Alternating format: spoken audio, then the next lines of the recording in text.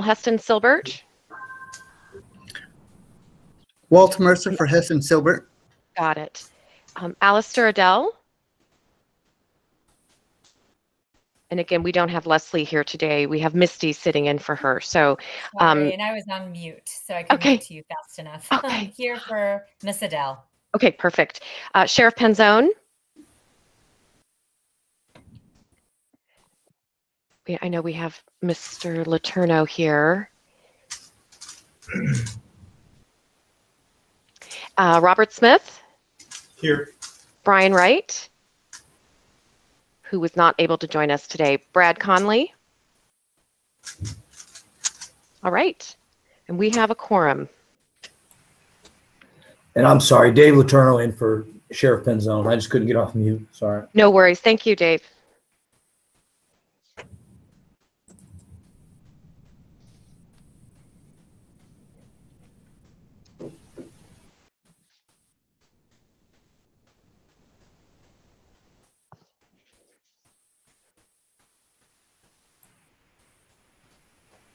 All right, we should be set.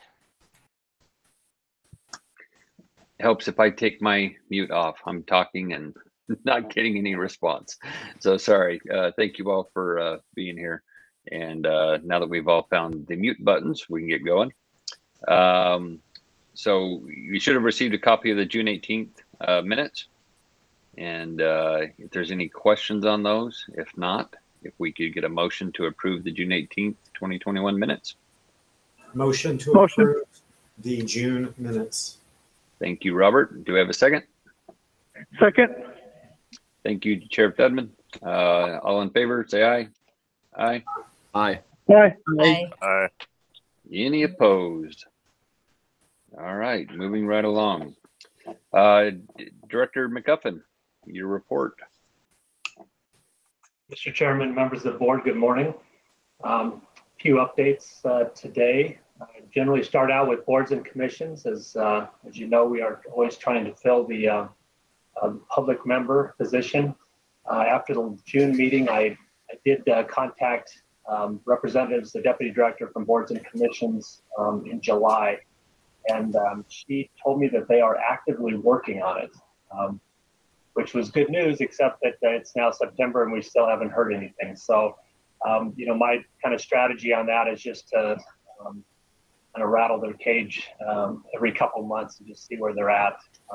We try to get those things done before session starts because they get really busy during the session. But so we're hoping that that they will make that appointment soon.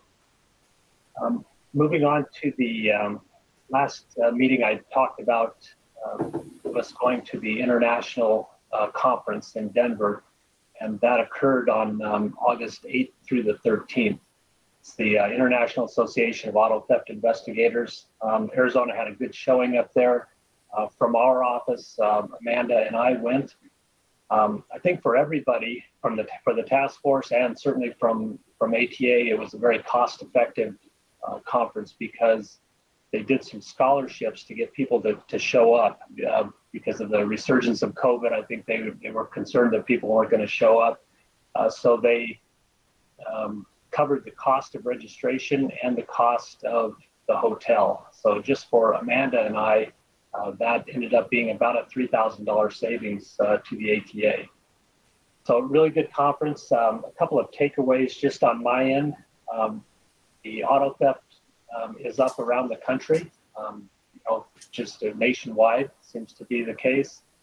And catalytic converters thefts, even though it's not auto theft, certainly a vehicle crime, and a huge topic of conversation there at the conference. Some of the highlights during that conference, one of our DIFI employees who is assigned to the DIFI fraud unit and then further assigned to the vehicle theft task force was awarded an Officer of the Year presentation up there. Captain Etnier may have some more on that, but that was really good, and several other task force members were awarded. I don't want to steal his thunder if he's going to cover that, though. Another highlight for us was I was able to talk to the director from Michigan for their Auto Theft Prevention Authority. They're in the same boat that we are as far as being data deficient, and they are looking to join the US ATPA as a database as well. So when I came back to Arizona, I was able to give him a lot of the documents that I had written to present to the board. So maybe gave him a leg up to start working through his board as well. But it's just good to see other states that are, this whole thing is starting to gain some momentum as far as participation. The other thing that was really good for me, a good connection that I made up there, was Planet Technologies. Planet Technology, as a reminder, is the company that actually facilitates the database, and they would be the one that we would contract with for the subscription once we get to that point. And I was a little bit concerned that with some of the provisions of how they were going to give us a couple months no charge to kind of try out the database when we finally get it online.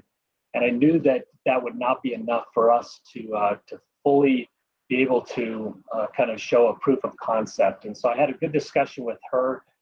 She is, I'm not exactly sure what her position is, but I know that the people that we have been talking to all report to her. So she may be like in a CEO capacity. But I told her about how difficult it is to get funding at the state level and how long that takes, and what we would need to accomplish that. They work with other state agencies, so she wasn't unfamiliar with the whole discussion.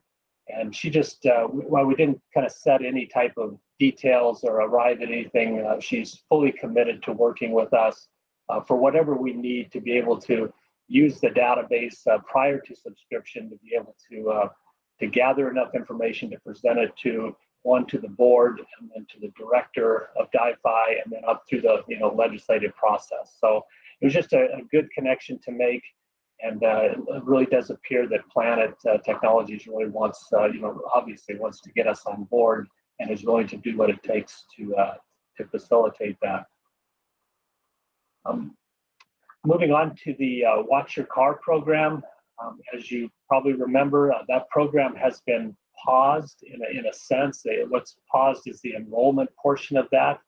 Program is still, functioning as it was intended, but our partnership with NBD has been paused. We basically kind of hid that from public view, and we did that because we didn't have the administrative support, and logistically we did not have the supplies that were needed. But after we met with the subcommittee and kind of got an affirmative response on whether the program was viable or not, we kind of went with that, and we have now since then ordered the decals to be placed on the rear window, as well as envelopes to send them out. So those are on order. They've been ordered. They will be received here probably within the next 3 weeks is what we're thinking. We've also have a plan to administer the program. The challenge, of course, is that we're 100% from home, so it doesn't really work being a home-based facilitation of that program. So we're going to have to come in on certain days and actually stuff envelopes and do the mailing and that. But working with Amanda and I think we have a plan to accomplish that. And then kind of the final piece of that will be that we haven't really started yet, but we don't think it's going to be a big lift, is the outreach that will be required to law enforcement. Just as a reminder, we think there's a whole generation of law enforcement officers who aren't really familiar with the program. So we'll be creating some hard copy type documents and asking the law enforcement agencies to put that out through their training or roll call briefing, things like that, just to remind officers, troopers what the deal is with Watch Your Car. So I would say in the next, certainly by the next board meeting, we should have more to report on that program going forward. Then moving on to task force vehicles. At the June meeting, the board approved $135,000 ISA to send over to DPS, and that money was sent prior to the end of the fiscal year, which means it made it into their accounts.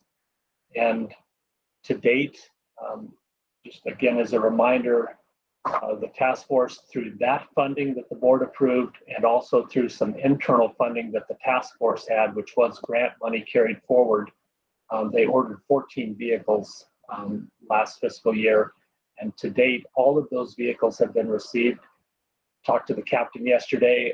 It's kind of a slow process in getting them out, which is not unusual because DPS works with, of course, quite a volume of vehicles that they'd have to build and put out on the road. There's also a shortage of equipment in that the deliveries, like everything else, are challenged to get parts and pieces in for those things. The plan moving forward, I think, is kind of the plan that we saw and that we had administered last year. I'm going to cover a little bit of the budget here in a few minutes, but it looks like we're going to have some additional money that we can send toward the task force just for that purpose.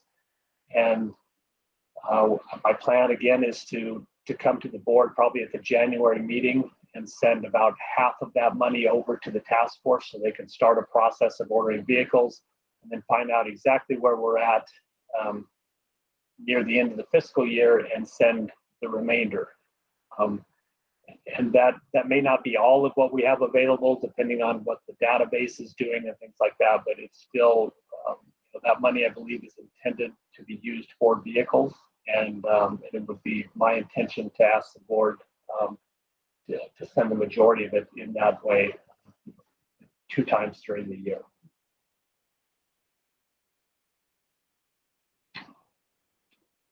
And just a little bit of, we haven't had a lot of movement on the ACIC database project, but I did check with the project manager at DPS yesterday.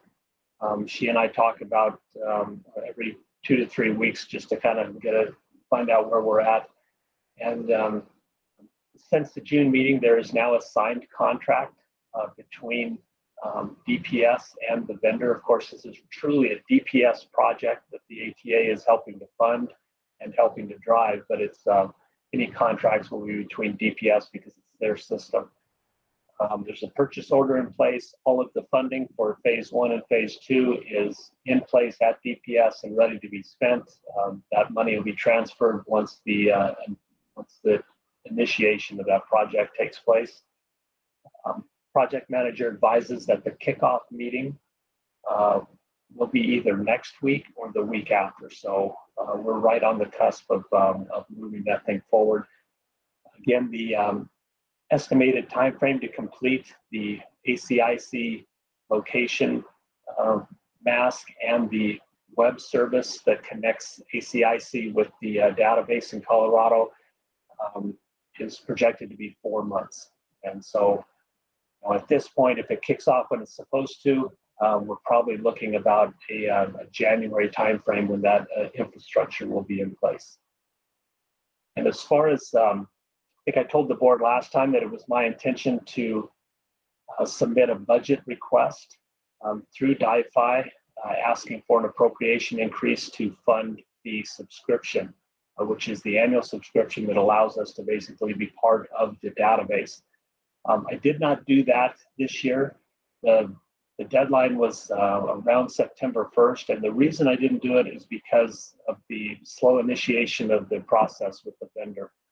I didn't want to put our director into a position where he had to go to the legislature, to OSBB, and seek funding for something that had not even been created yet. So I just didn't think the timing was correct to send him down there with what would have been an incomplete package. So I thought it would probably be better to let this thing kick off into probably around January or so, possibly look for some funding within ATA.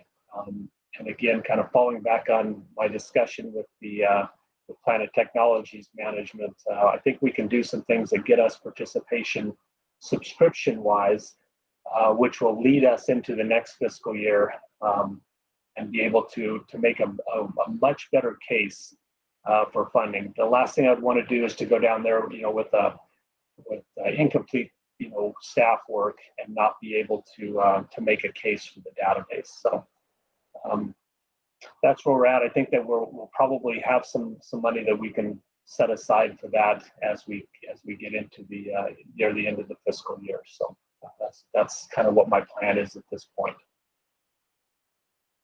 Any questions on any of those things that I've covered? Ken? Jamie, I guess it's more of a comment. You had mentioned on your Watch Your Car, you're going to give hard copies out to all the law enforcement agencies. My experience is I've tried emails, I've tried hard copies. They never have been successful. The best tool that we've had is actually giving them a jump drive, and at patrol meetings, a patrol sergeant pumps it into the computer real quick and does a real quick run by.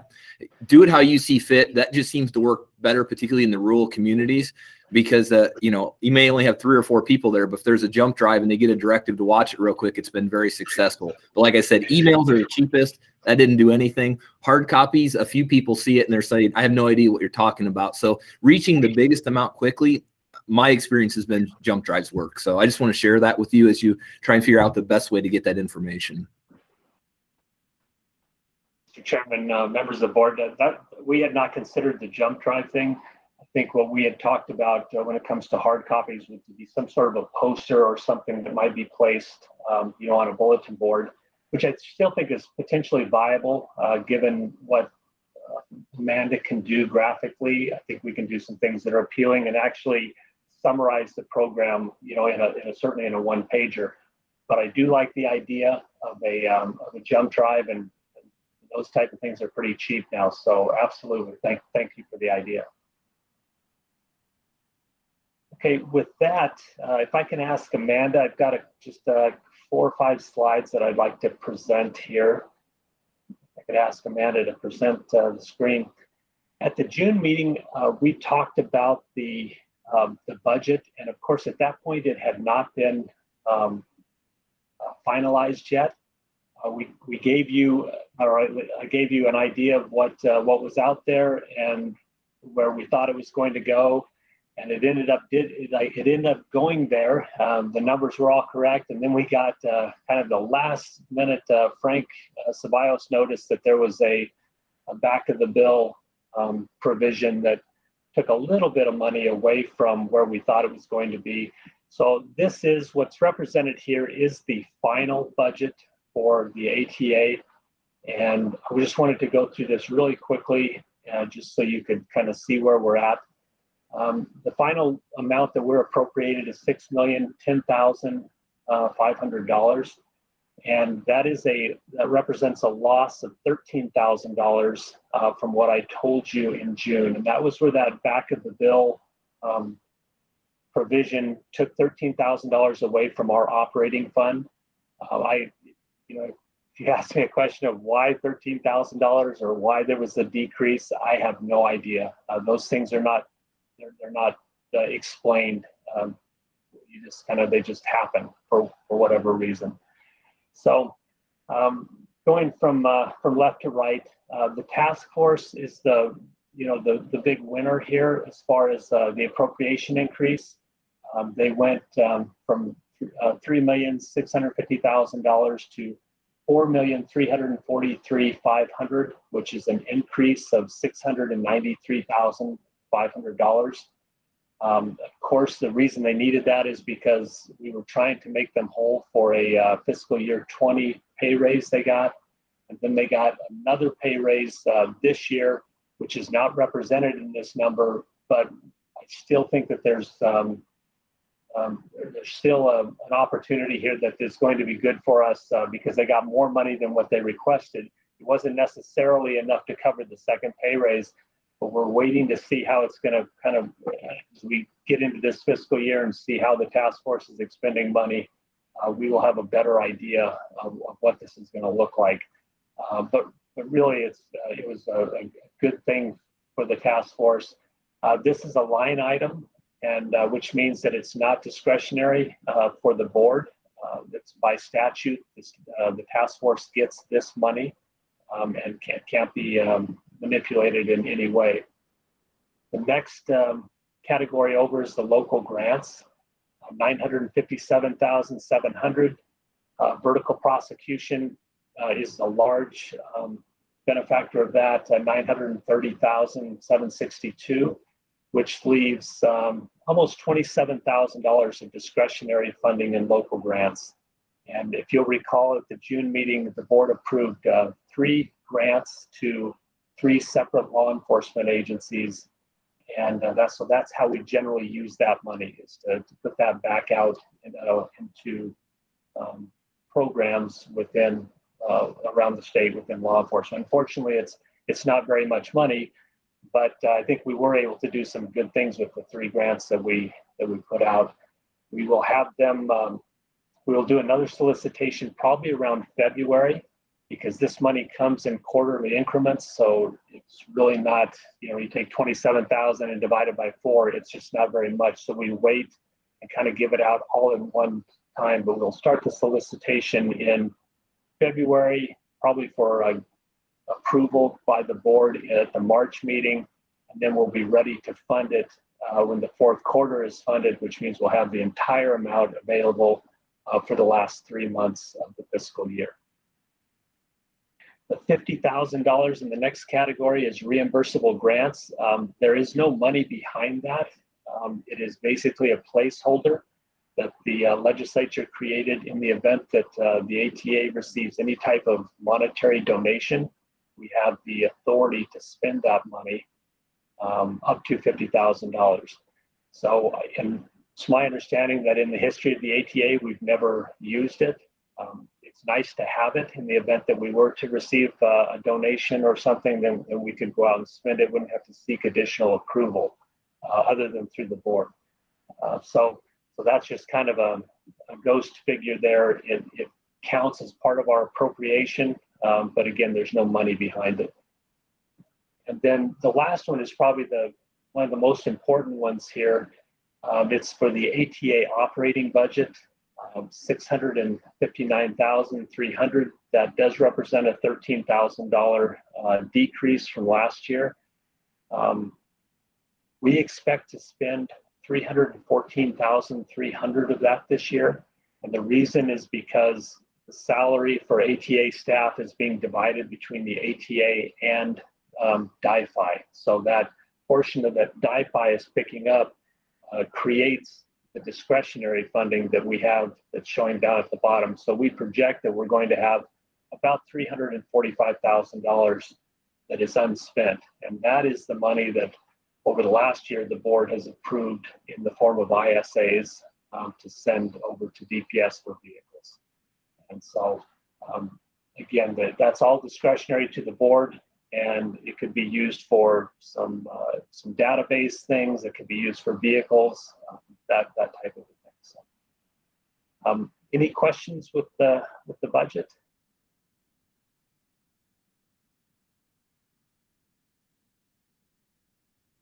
Okay, very good. Then I have one last little section here that I'll cover if Amanda can kick us into the hot spots. The next couple slides are the just like 3 slides beyond this one this is the NICB report that just came out about 2 weeks ago, which is a really informative report. These are the data here is from a lot from insurance. They also have a lot of other sources that they collect data from. And as you can see that kind of the main title of this is that auto thefts up significantly across the country. So that's certainly what the hotspots are going to show here. Next slide.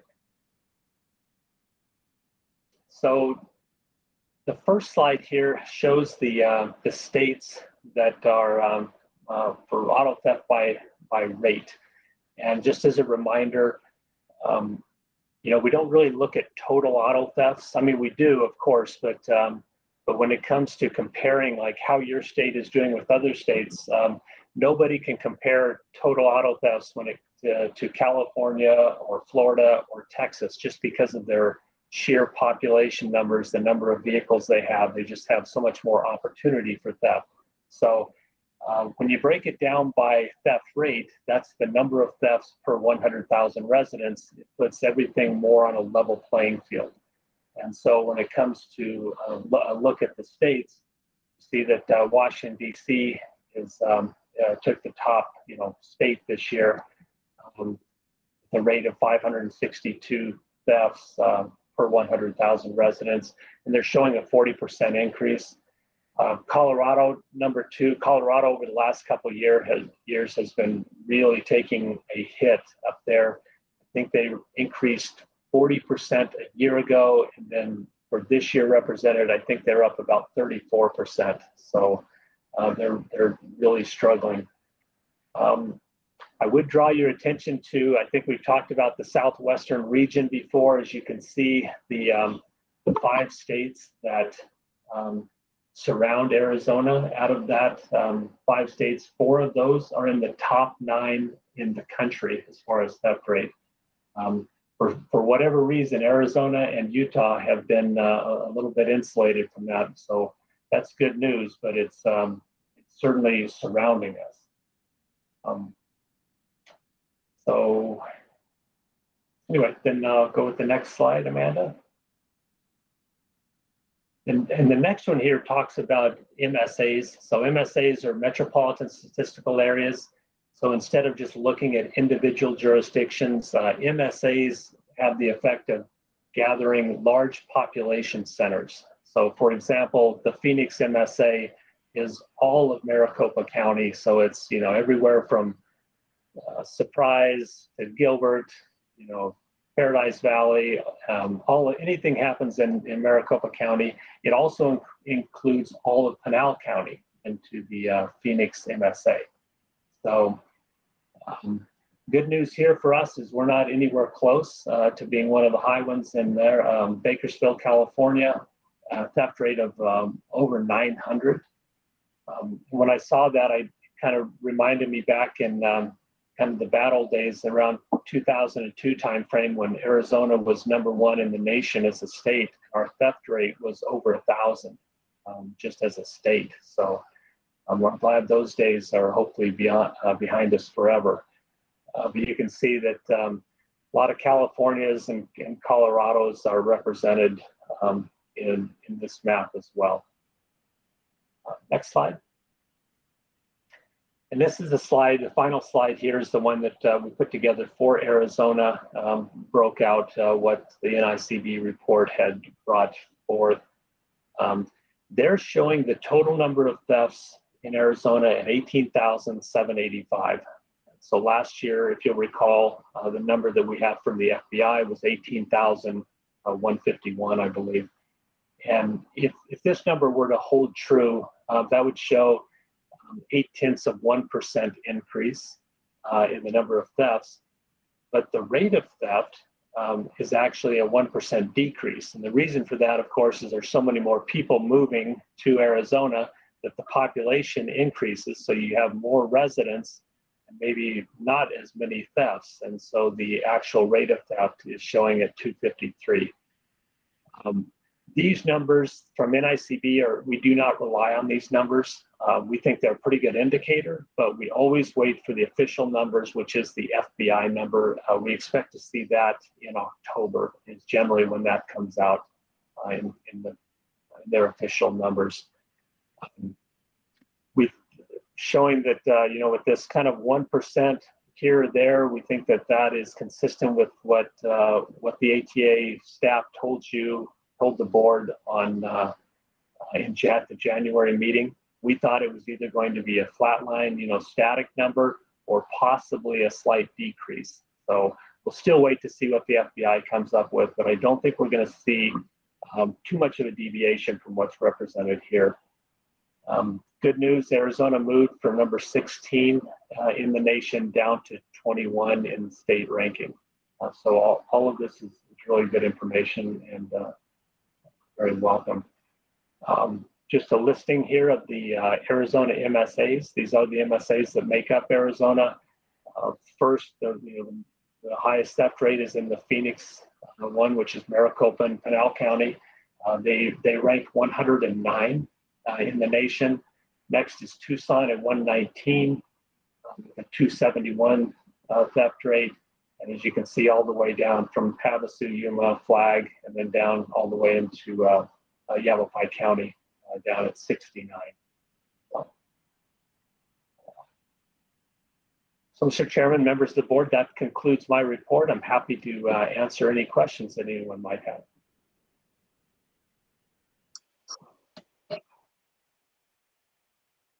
Thank you for that report. Can you share that hotspot PowerPoint or slides with us so we can do some stuff with that? Absolutely. Appreciate it. All right. Let's see. Make sure I'm in the right order. Okay. Frank, financial report. Good morning, Mr. Chairman, members of the board. I'm going to present my screen. Actually, I intend to do that. Give me a second here.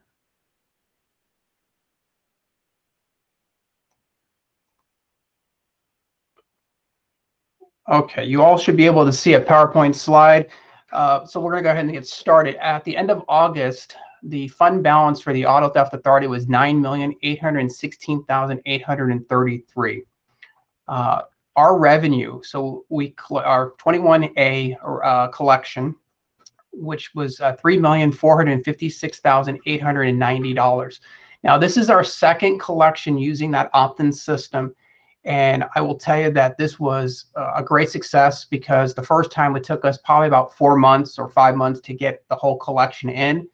And with this second assessment, we pretty much had it done within about a month and a half. And we have not received any checks since we moved over to this system.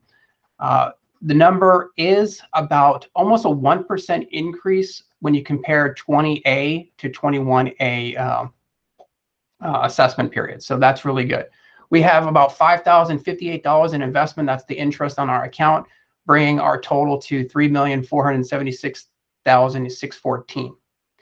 Our appropriation, currently we have spent $44,801, leaving us about $614,499 available. Director McGuffin has explained a couple things that we can do with the money, and I'm going to show you where that is sitting in our expenditure plan a little bit. The grant category, we have spent $1,318,610, leaving us $3,982,590 available, which majority of that is the task force, with some of the remainder of that would be for the grantees for the vertical prosecutions. And yes, we still have $1,432 in the SIMS fund. Hopefully we could spend that this year. I'm going to move over to the spending plan unless there's questions about that PowerPoint slide at this time. Okay. All right, this is the expenditure plan that I have. This might be a little different than the one that was originally included in the attachments. I had to make some changes at the last minute. So I want to bring your attention to the green section. The black section is what has been what I've just talked about. The green is what I'm projecting, and this is what I will need the board's approval on moving forward. There are some big numbers when you get to the operation categories and the non-capital equipment, and then at the very bottom, I'll get down to there. But starting from September, you'll see a $10,000 charge, and that is to help finish off the website that the agency is putting in place. So we have that in there. The $4,100, that is a combiner of two things. The AT had to purchase new Microsoft Office software, plus we have to pay for Adobe. And because of all the graphics and design that Amanda does, it's not cheap. So we had to spend some money to purchase that product. And that was actually not anticipated by DIFI. That was a program that was actually being paid for by ADOA, the Arizona Department of Administration. And this year they came to the agencies and said that you're all going to have to start paying. The $3,900, I passed that, I'm sorry. That is for the Watch Your Car program to purchase the new material, the stickers, the envelopes to help get that program running. When you get over to October, you'll see a $12,000 charge. We are going to pay some portion of rent to DIFI. Even though most of ATA is virtual, there is an office space that if they need to come in and utilize, it is here for them. Plus, a storage room has been built to house all of the ATA promotional items. So there is a potential chance of about $12,000 being charged for rent. We're still working through those numbers. The $5,000 that you see there is, after 3 years of Amanda working diligently with all the graphics, we have learned that her current computer is just not sufficient. And we are working with our IT department to purchase a better computer that will help her do her job efficiently without it crashing on a consistent basis. Director McGuffin talked about the $345,000. This is where it is in the expenditure plan. You could follow it along. That is just a placeholder. And like he said, that we can utilize that money for vehicles or any other needs that come up that the board wants to pay for. The other category that I will bring your attention to, you'll see there's an $8,000 charge or projection in February. I am looking to purchase new computers for the rest of ATA. I put $8,000. It might be a little high, but with prices going up, that's what I'm anticipating. There is a charge that I did not, this is why I had to change the plan. The agency is being charged for a replacement value of our ATA vehicle. All state vehicles recently have been moved over to ADOT, and this charge has never happened before. It's something new that I couldn't get us away from. So ATA has to pay a recoup fee for the remainder time frame of the vehicle, which is about, I want to say it's 84 months, and we have 8 months left on that. So they're charging us about $500 a month for the next 8 months. I'm anticipating that to be about $2,800. So that's why that number is in the public awareness category as a placeholder as I work through with ADOT to figure out that total. Other than that, everything else with the board, with the spending plan hasn't really changed. Those are just the categories that I wanted to bring to your attention. Are there any questions about the expenditure plan? And like Director McGuffin said, the $13,000 from the back of the bill reduction in our appropriation was news to me. I had no idea. It didn't give us any honest reason why. It just said reduction. But 13,000 is actually not as bad as it could have been. So I was okay with that. Any other questions? If no questions, then I just ask the board to approve the spending plan as I presented it. Motion to approve the spending plan. Thank you, Robert. Do we have a second? This is Kent. I'll second. Thank you, Kent. All in favor, say aye. Aye. Aye. Aye. Aye. Any opposed? All right. Thank you. That passes. Mr. Chairman. Oh, good. No, I was just going to say that was my report. I don't have nothing else. Thank you. All right. Thank you, Frank. Appreciate it. Ann, grants. All right, Mr. Chair, members. Actually, I need Frank to stop sharing his screen when he gets a chance. Let's see. The fiscal year 22 grants are all up and running. We've got the funding out and the contracts back from the task force and the vertical prosecution grants. So those are all up and running. We're also working on the next round, the fiscal year 22 round of grant contract compliance reviews. And we will be presenting our next batch of those at the November 19th meeting. Also, staff are working on our 2021 annual report, which we hope to have finished and presented to you all also at the November meeting. I'm going to present my screen.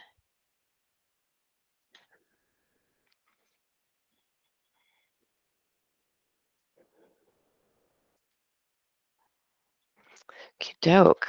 Can you all see my screen now, the PIO campaigns? Yes, it's not in presentation mode yet, but yeah, we can see it. Okay, hold on. Background. Why is it not? Amanda, can you help me get it on that? Click that upper right corner by share, or if you'd like, I have it up as well. Okay. Do you want to present it? Sure. Or do you? Okay. Perfect. I have so many windows open right now. So the Auto Theft Authority, the PIO division, has been working on several campaigns.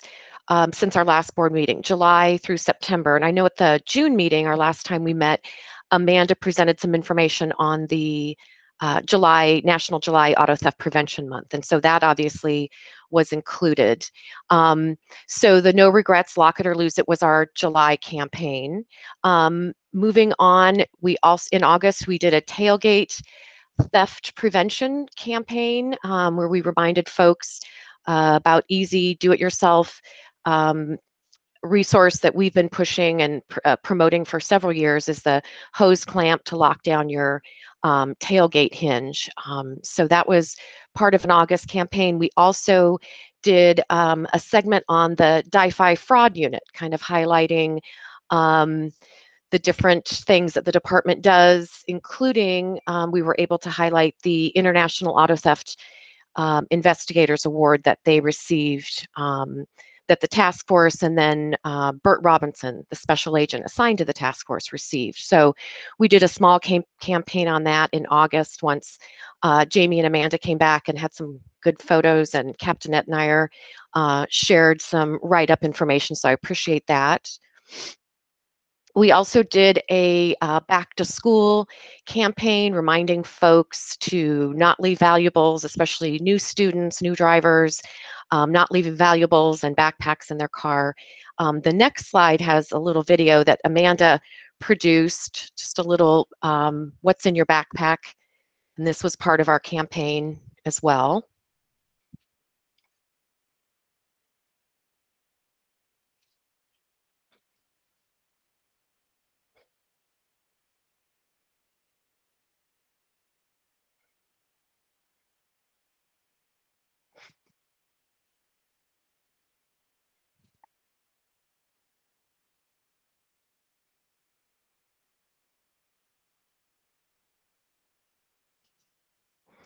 So, and then our most current is the most topical. Obviously, we've all seen in the news the surge or epidemic of catalytic converters being stolen. So what the campaign that's running right now is this catalytic converter theft campaign. We've got a couple slides on those, and we've got a short video as well.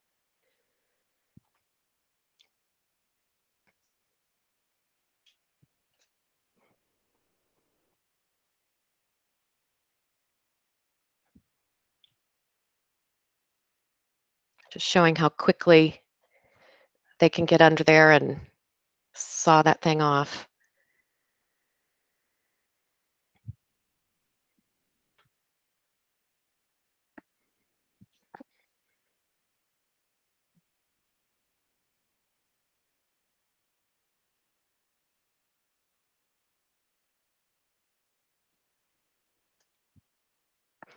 And one thing we're trying to promote with the catalytic converters, what prevention measures are there, besides parking in a well-lit garage, and other than that, if your vehicle's out exposed outside, everyone's at risk. There are some things that are being promoted nationally and starting here in the state with etching the VIN number on the catalytic converter itself. There's some other aftermarket devices that can be purchased. So we're really just trying to get some information out with this and with this campaign. We're happy to share any of this information with you folks or with your departments if you think it would be some good information. I know Tucson PD and Mesa PD have both now partnered with local Midas shops or Jiffy Lube type shops where they're taking appointments and reservations for people to come in and have that done for free. So that could be a trend that we keep seeing more and more of. Those are the campaigns that have run July to present. We'll be working on the rest of the remainder of the year, and that will be October's Crime Prevention Month with the GAIN, getting Arizona involved in neighborhoods. We also will be gearing up for holidays and the holiday season and reminding folks to secure their vehicles and not leave presents and valuables inside. So, and we'll present more of that information at our next meeting. And I believe if there are no questions, that concludes my report. All right, thank you, Ann. All right, I'm up next with the Law Enforcement Subcommittee report, and I do not have any updates for you. So after me, Robert Smith, any updates? No updates at this time. Okay, and that includes both public awareness and legislative. Correct. So next up, Maricopa County Attorney's Office, Misty, Bob? Mr. Chairman, members of the board, I don't have anything personally from the vertical prosecutors at Maricopa County Attorney's Office, but I did note that I saw several online. I don't know, Anne, if you could help me out because I don't have an actual list of sure. everybody who's Yep. on. Okay. Thank you. Sure. I know we have Nick Hartman from Pinal County Attorney's Office. Or we did. Yes, good morning, Chairman, Board. From Pinal County Attorney Office, we have a couple updates. A task force case, State versus Jason Muffley. The defendant had 4 priors. It was a great worked up case by Detective Robinson of the task force. He was able to find a couple cars on the property of the defendant. It took a while to work up the case, and then the defendant also had methamphetamine on him. The car was stolen probably years ago, but we were able to get it back to the owner. The defendant was sentenced to 7 years in the Arizona Department of Corrections with a 4-year probation tail. We thought that was a pretty good resolution of that case. Another case, shockingly, Detective Robinson, State versus Travis Hill. It was a fraud case. Basically, the defendant paid his friend to hide a vehicle that he no longer could make payments on, collected a $10,000, 730, or yeah, about $10,000, 730 insurance payment, and then Detective Robinson, did great investigation once again. Ended up finding the car. The person that was hiding the car in his backyard was paid $1,000 by the defendant. So we were able to recoup all of that restitution. The defendant ended up making that payment back to the insurance company. We thought that was a good resolution. Unfortunately, the defendant didn't have any priors, so he does now with a Class 6 felony on his record. Another case, not a task force case, but pretty major auto thief in Pinal County, State versus Matthew Malcolm. The defendant had 3 priors. I think I spoke about this case previously, but he did accept a plea and was sentenced. Basically stole a vehicle, did an unlawful flight, very dangerous, weaving in and out of traffic, and ends up hitting head on with a vehicle with a bunch of kids occupying it, a bunch of minors. He ended up accepting a plea for 16 years in the Department of Corrections. Luckily, there was limited damage to the minor's vehicle and the minors weren't injured. A couple other big cases. Previously spoke about Nico Biarco. We have 4 cases with him in Pinal County, as well as a probation violation case.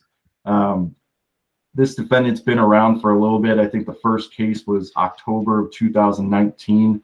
Basically, his MO was to steal vehicles, lead the officers on a chase, and then flee to the reservation where officers couldn't really do too much. But the vehicle task force ended up finally finding him after months, tons of resources utilized by not only the vehicle task force, but all agencies in Pinal County, pretty much, Casa Grande, Maricopa, AJ, PD, and ended up getting him. We've had him in custody since March of 2020. He's gone through Rule 11, which is the mental health. He's had multiple defense attorney changes, but I think we finally got him locked in. I think he's exhausted all options. We've never offered a plea due to this defendant is just high priority with multiple dangerous issues. Especially one of his cases was he was attempting to steal a car in a high school parking lot and end up pointing a gun at several high school students that were approaching the vehicle. Another case, recent case, State versus Caleb Kirk, that we recently got an indictment on. Pretty scary case. I don't know if I've talked about it previously, but basically defendant stole a motorcycle. Vehicle task force was all over it. It's very clean case. However, when they approached and boxed in the defendant fled, ends up pulling a gun out of his waistband, pointing it at Detective Warner. Luckily, Detective Warner shot his taser. It was able to hit the defendant. Defendant ends up fumbling the gun, and all other task force detectives end up rushing him. So luckily that wasn't a very dangerous situation, but luckily no one was hurt outside of the defendant being tased. But that case, once again, Pinal County would take that very seriously. Anytime a gun is pointed at a detective, we're going to make no offer on that case. We're going to try to push it to trial as soon as possible. I'm optimistic trying to get it done before the end of the year, but that's kind of on the courts and defense counsel and everything. But I would be happy to get it done by the beginning of 2022. But I've been working very close with Captain Etnier, giving him updates on the vehicle task force cases, and then just making sure that, of course, he has his detectives ready to go on these multiple trials that I expect to take to trial very soon and get positive outcomes. Thank you very much, Chairman Board. Thanks, Nick. I know we also have Tori Bryant from La Paz County Attorney's Office on the phone. Yes, good morning. Hi. Yes, hi. Good morning, Chairman and members of the board. My update is it's kind of short. One of the cases that I've been working on for several months is a case where a defendant has been released OR and continued to commit crimes each time he's released. He's racked up about 13 cases, 2 of which involve theft of means. The remainder involve breaking into his girlfriend's or ex-girlfriend's property and either assaulting her or trying to get to her before she calls the police. He is currently scheduled for a hearing on Monday. He has been offered a plea which dismisses at least 3 of the cases, but he's accumulated at least 16 charges in the 6 cases that remain. However, he's concerned about his immigration consequences and continues to say he'll take a plea, but actually doesn't want to take a plea. One of the unique facts in this theft of means case that I intend to prosecute in trial and revoke the plea is that he went on a job interview and was sent to a waiting area to wait for the interview to start, and he stole a car from the parking lot of the potential site where he would have been working. In that car was $5,000 where the registered owner had tucked it under his vehicle seat. So that's one of the stronger cases that we have against him. So we are scheduled to set that for trial on Monday. Other than that, I think that's probably the most relevant case or set of cases that we're working on at this time. So that's my update. Thanks, Tori. I believe we also have Matt Ashton from Pima County on the phone. Yes, we do. Hello, Chairman, members of the board. Here in Pima County, probably the most important recent sentencing was a guy named Ronald Schneeberg. He was somebody that the task force had seen and arrested before in a case back in 2016. They remembered him, remembered his name. In that case, they remembered that he had gotten bit by 2 different dogs at once after fleeing because one of the dogs was in training, and so they weren't sure if it would bite, but it did. Anyways, the recent cases, he was pending on a case with our sheriff's department, and I had that case at the time. And then while he was pending on that case and awaiting trial, he wound up picking up another case with the task force where they were able to work through a lot of resistance from a company that actually had an ignition interlock on the vehicle. That ignition interlock information wound up being absolutely invaluable because it showed a picture of Mr. Schneeberg as he was actually stealing the vehicle, and also showed GPS information that was used to locate it. When he was arrested, Mr. Smeeberg actually mentioned me by name as the person that he knew was going to send him to prison. And in fact, we did, and he is now serving part of a 6.5-year sentence. Nice. Great job. Anyone else on the phone? And it does look like Frank Woods from Maricopa County Attorney's Office is on. So I don't know if he has great. an update. All right. Go ahead, No, Frank. nothing to add from me. Thank you. Okay, good deal. I know Mojave County has a new prosecutor, Leah Nelson, that I've been in touch with this week. And so anyway, we'll hope to get her up to speed and available at one of the next board meetings. So, and I believe that's everyone. Thank you so much, Anne. I greatly appreciate your assistance with that. And Mr. Chairman, members of the board, there's nothing else for me to report for the vertical prosecutors. Thank you, Misty. Captain Nettenmeyer, task force update. Mr. Chairman, members of the board, good morning. Just going to give a brief overview of our activities since our last meeting on June 18th. Since our last meeting, we've had, in July, we've had 2 detectives rotate out and come back, and then they were replaced by their agencies. In August, we had a detective also rotate back, and we're in the process of working with that agency to select a new representative. Since June 2018, our activity in regards to stolen vehicle recoveries are down only 3.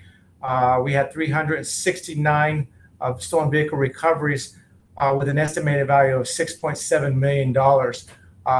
Year to date, we've recovered 1,154 stolen vehicles. We're averaging about 140 per month.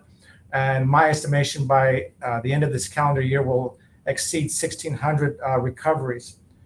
Year to date, which is actually more than the previous year where we recovered 1,445.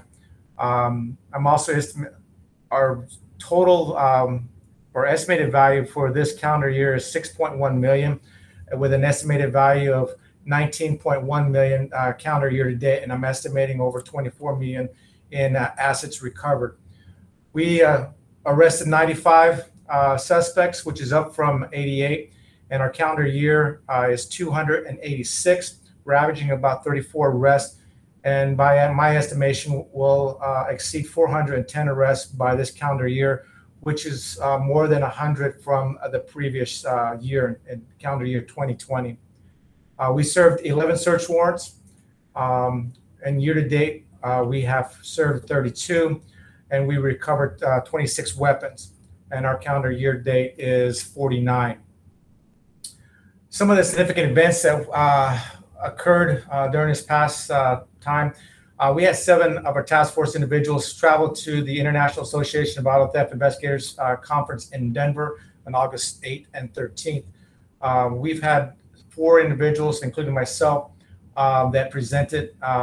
Some of the topics that were presented by the task force was trailer identification, undercover operations, and utilizing confidential informants, utilizing social media for investigations, and I presented on task force issues. The task force and the personnel received 3 awards during that time. The task force received the IATI Executive Board of Achievement and Excellence Award, and this was for distinguishing themselves in a multidisciplinary motor vehicle crime investigation and through their unparalleled support in combating motor vehicle crimes through public education efforts or financial support of an organization undertaking such investigations. Detective, or actually Agent Floyd Burt Robinson, received the IATI Lee S. Colo Officer of the Year Award for demonstrated exceptional performance in the area of auto theft prevention and investigations. He's definitely been a tremendous asset to the task force. He brings in 33 years of law enforcement experience to the task force and work in a variety of different disciplines within law enforcement. And then we received, Ms. Temperato received the IATI Gary Lamb Memorial Award for Distinguished Service, who in addition to the regular duties, take extraordinary efforts to provide training or information to law enforcement and insurance investigators. She's been also a tremendous asset to the task force. She's had 23 years with with the task force and assigned to the task force. So we kind of did a clean sweep during the awards banquet with the number of awards given to the task force. Some of the items of note, catalytic thefts, as was mentioned before, is up, and it's up nationwide. We worked a couple of operations to target individuals using our confidential informants. We've also been working with a variety of different Phoenix agencies or Phoenix metropolitan agencies to target those who are stealing, not only stealing the catalytic converters, but also those who are buying the catalytic converters from the thieves. And we've worked two already. And some of the things that was interesting to note that with the original OEM Prius catalytic converters, those for some reason are prime. They're going about $1,000 for a recovery or theft. Chevy and Ford catalytic converters are down to about $150 to $500, and aftermarket catalytic converters are only fetching about $25 to $75 per item. 3 items of note: on June 29th, Mesa PD contacted our task force detectives,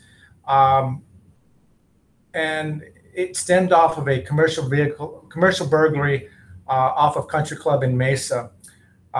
Mesa PD advised that this robbery was captured on surveillance video, and the suspect was given a description to us. 2 of the stolen vehicles that were stolen had keys that were left inside. They were left inside the locked fence gate. They recovered 1 vehicle.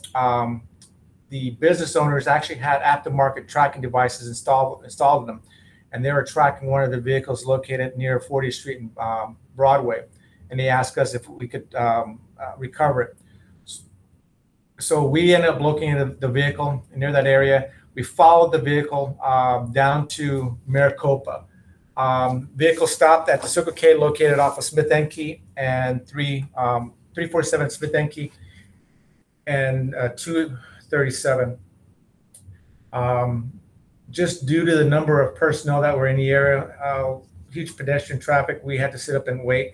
The suspect started panhandling. We were able to get a canine, DPS canine, to respond to assist. When we saw the opportunity, we actually took the suspect into custody. As we took the suspect into custody, he slipped and swallowed what he said was fentanyl, and he started foaming in the mouth. We had to quickly administer 2 doses of Narcan, had fire to respond. Fire department responded, administered 2 additional doses of Narcan, and he became combative after that, and he was taken to jail. Item of note was he also had additional warrants out of Gilbert as well as out of Mesa. Mesa PD also took custody of him. He was released several days later. When he was released, he was still dressed in the paper jumpsuit that was issued from the jail, and he ended up stealing a car off of the lot in North Mesa. He crashed that vehicle, was taken into custody once again for another stolen vehicle. On July 12th, Goodyear Police Department requested our detectives to help investigate a case involving stolen vehicle and fraudulent scheme. The suspect sold the victim a rental vehicle out of Las Vegas for $5,000. The suspect provided good documents to the victim, and when the victim went to MBD to get the vehicle transferred over to his name, we found out that the vehicle was stolen. There was Arizona registration and Utah titling that were actually very good documents. The detective took the time. He worked the case. He was able to locate the suspect on social media, identified the suspect, and identified that he had 18 warrants for arrest. 6 of those were from different states throughout the country for theft of means and fraudulent schemes. 5 of those warrants, actually, he was involved also in 5 different cases out of 5 different Valley agencies here. We were able to track the individual as he went to Las Vegas. Before we were able to work with our counterparts in Viper up in Vegas, he traveled down to California.